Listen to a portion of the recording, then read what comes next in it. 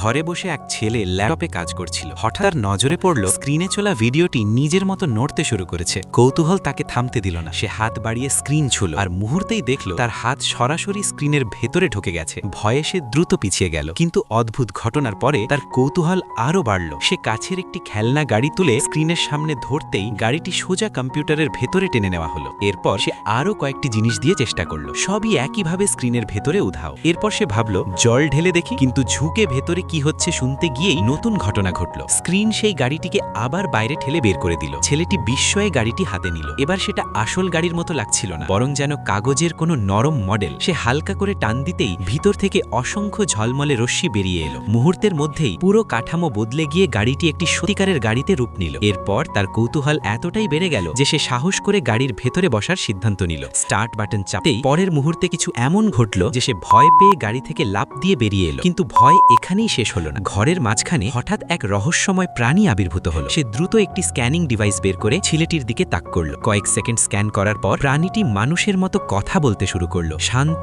গভীর স্বরে সে বলল, আমি একজন টপ ক্লাস ট্র্যাকার স্যার।